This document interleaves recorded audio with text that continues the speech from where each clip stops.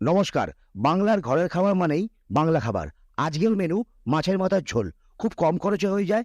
এই ৫০ টাকার মধ্যে কাতলা বা রুই মাছের গোটা আস্ত মাথা পেয়ে যাবেন।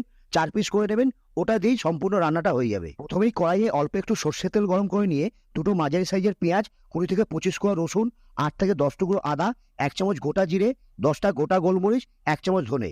ব্যাস, এবার কি করবেন, গ্যাসের আঁচটা একটু কমিয়ে দিয়ে ২ থেকে ৩ মিনিট খুব ভালো করে ভেজে নিন। এবার পেঁয়াজের কালার চেঞ্জ হয়ে গেলে আর মশলা থেকে সুন্দর একটা গন্ধ ছাড়তে শুরু করলে একটা প্লেটে নামিয়ে নিয়ে ঠান্ডা করে নিন। ঠান্ডা হয়ে গেলে একটা মিক্সিং জারের মধ্যে দিয়ে ভালো করে পিষে একটা মিহি পেস্ট বানিয়ে নিন। তারপর মাছের মাথাগুলো খুব ভালো করে জল দিয়ে ধুয়ে নিন। ২ থেকে ৩ বার খুব ভালো করে জল দিয়ে ধুয়ে নেবেন।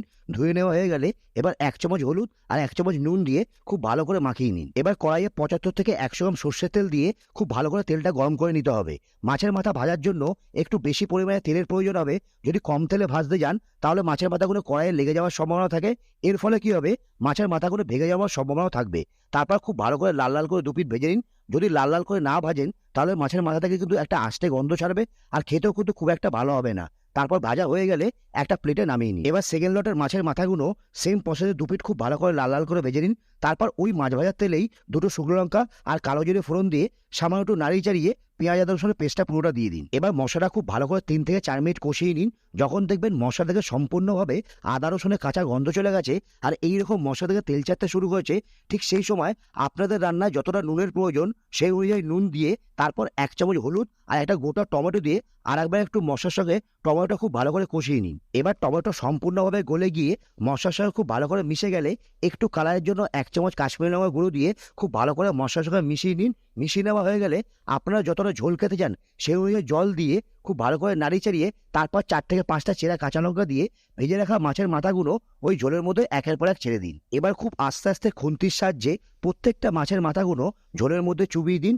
তারপর গ্যাসের ফ্লেমটা একটু হাই করে দিয়ে ২ থেকে ৩ মিনিট খুব ভালো করে ফুটিয়ে নিন। এবার ফোটানো হয়ে গেলে এর টেস্টকে আর একটু সুস্বাদু করার জন্য ১/২ চামচ গুঁড়ো গরম মশলা, তারপর ওপর দিয়ে কুচানো ধনেপাতা ছড়িয়ে দিয়ে ভালো করে মিশিয়ে নিলেই ব্যাস তৈরি হয়ে গেল মাছের মাথার ঝোল। এবার যেদিনকে মাছ খেতে ইচ্ছা করবে না, মাছের বদলে মাছের মাথা দিয়ে ঠিক এই প্রসেসে বানিয়ে দেখবেন, খুব ভালো লাগবে। আপনারা প্রত্যেক দিন যে আমার চ্যানেলের যে রান্নার ভিডিওগুলো দেখেন সেটা কিন্তু আবার বাড়িতে যে বানিয়ে খাই সেই ভিডিওটা আপনাদের তুলে দেখাই। ভিডিও করতে ভালো লাগে তাই আপনাদের দেখাই। ভালো লাগলে একটা লাইক শেয়ার সাবস্ক্রাইব অবশ্যই করবেন। এবার আমি খেয়ে বলবো কেমন হয়েছে স্বাদটা। অবশ্য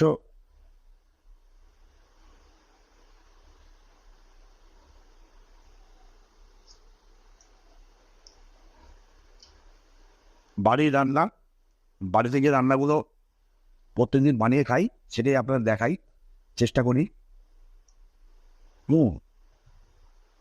ঘরের জন্য যে বানানো হয় খাবারগুলো সেগুলো আপনাদের ভিডিওর মাধ্যমে তুলে ধরি। দারুণ রান্না, ঘরোয়া রান্না, একদম ঝাল পারফেক্ট। আপনারা বাড়িতে এইভাবে বানিয়ে দেখতে পারেন, একবার দেখবেন অসাধারণ লাগবে।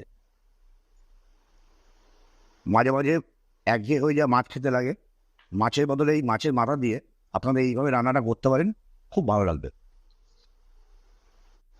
আজকে তাহলে এই পর্যন্ত, অন্যদিন আবার দেখা হচ্ছে অন্য কোনো রান্না নিয়ে। ভালো থাকবেন, সুস্থ থাকবেন আর খুব খাবেন।